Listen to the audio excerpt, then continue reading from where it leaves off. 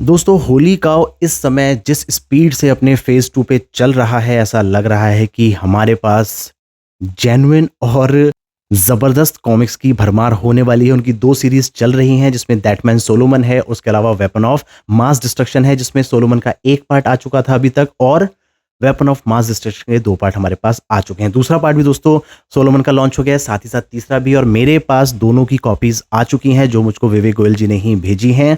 तो मैं दोस्तों पहले ही बता देता हूँ, ये कॉपी मेरे पास रिव्यू कॉपी के तौर पे आई हैं, लेकिन इसका रिव्यू जो है वो मैं अपने अपने अकॉर्डिंग करने वाला हूँ, आपकी सोच के अकॉर्डिंग नहीं।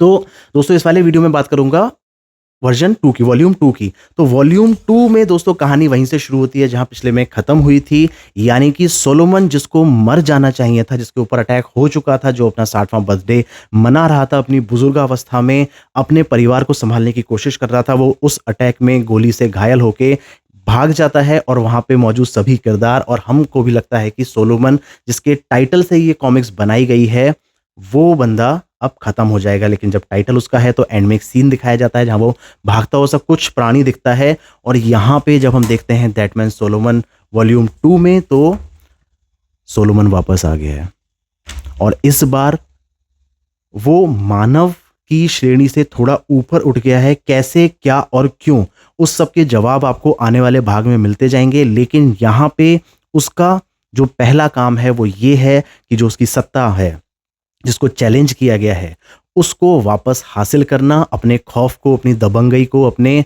उस ऑरा और रुतबे को अपने इलाके में वापस लेके आना, क्योंकि लोगों को लगने लगा है कि वो मर चुका है और उसका साथ छोड़ के लोग जाने लगे हैं। इवन जब वो बार में जाके उनसे भिड़ने की कोशिश करता है, उन्हें समझाने की कोशिश करता है, उसके ऊपर भी गोलियां दाग दी जाती हैं, बट वो नहीं मरता। क्यों नहीं मरता ये तो दोस्तों पता चलेगा आगे वाले सीजन, आगे वाली वॉल्यूम्स में ही।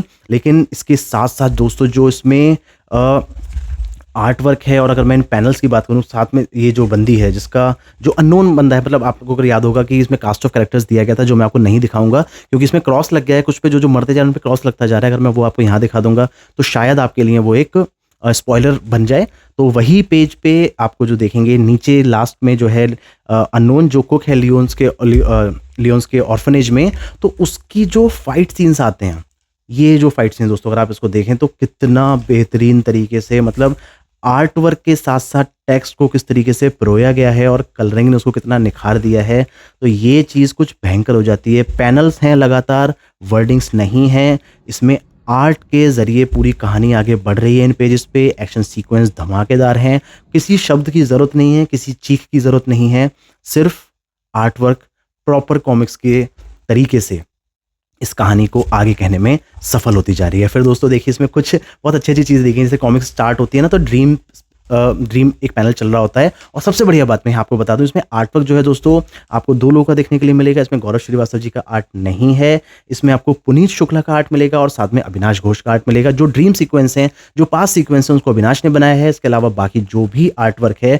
वो पुनीत शुक्ला ने बनाया है। और मैं आगे बढ़ने के पहले ये बता दूं आपको कि आर्ट वर्क में पुनीत शुक्ला ने बहुत बहुत बहुत बढ़िया काम किया है, क्योंकि मैं जब इसको पढ़ रहा था ना तो बीच में मुझे लगता था कि अरे गौरव भाई ने आर्ट तो बनाई है, लेकिन क्यों मुझे आर्ट थोड़ी सी अलग लग रही है, थोड़ा सा जो उनके बनाने का अंदाज़ है वो अलग लग रहा है। क्या ऐसा क्या हो गया, जल्दबाजी में बनानी पड़ गई थी क्या जो उन्होंने जल्दी जल्दी खींच दिया इसको?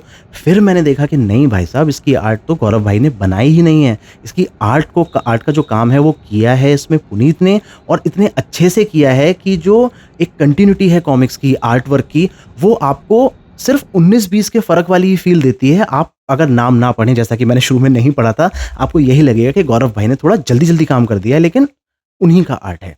तो आर्टिस्ट चेंज होने के बाद भी आर्ट की कंटिन्यूटी को बड़ी बेहतरीन तरीके से यहाँ पे दर्शाया गया है, बनाया गया है। और इसके साथ साथ वो जो ये करते हैं, हमेशा ड्रीम सीक्वेंस हमेशा दूसरे आर्टिस्ट से बनवाते हैं, वो काम बहुत अच्छा है। और इसी ड्रीम सीक्वेंस में दोस्तों एक नीचे एक पेज आता है जिसमें जो कैरेक्टर है वो खुद ही बोलता है, I am tired of this dream sequence already, turn the page you bastard. और इसके अलावा दोस्तों एक और ये वाला पैनल आता है, इसमें होटल है, ग्रैंड कैसीनो है, और ग्रैंड कैसीनो इतने स्मार्ट वे से ड्रॉ किया गया है। उसमें आर जो है उसकी लाइट खराब हो गई। अब देखो जी की भी खराब हो सकती थी, आर की भी खराब हो सकती थी, यहाँ पे आर की खराब हुई है, इसकी ग्रैंड कैसीनो मस्ती तो आप देखो।